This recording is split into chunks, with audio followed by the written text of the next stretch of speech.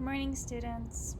So this week you're still reading fiction, and I'd like you to focus on reading intensely to grow ideas. So the first thing that you want to make sure you do is you need to make sure you find a book that you actually want to read, okay? You're at home, you don't need to impress anybody, you don't need to show off how big of a book you're reading. You just need to find a book that brings you joy. Okay. For me, I love reading Harry Potter. So it doesn't matter how many times I read it, I still love reading it because I want to read it. But if I start a new book and I don't like reading it, then I maybe just won't read.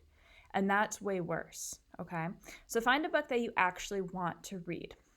Number two, you need to read your book as if you are in it. Okay. When I'm reading Harry Potter, I picture myself in it, okay? I think of myself as a Hufflepuff student and I imagine myself just kind of in the background of any of the main scenes. I'm not Harry, I'm not Hermione, I'm not Ron, but I picture myself just kind of being there and watching it all happen, thinking about what I could see, what I could hear, what I could smell, all of the senses, right? I picture myself there and I try to be in the book.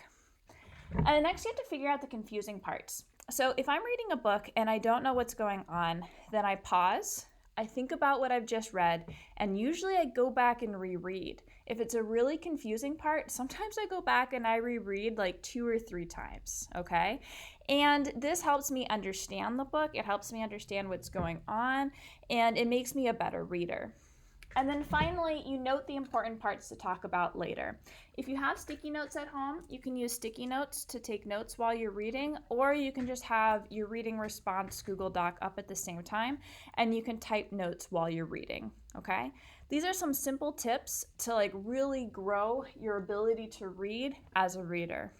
I look forward to seeing what you guys make in your reading response journal. See you later.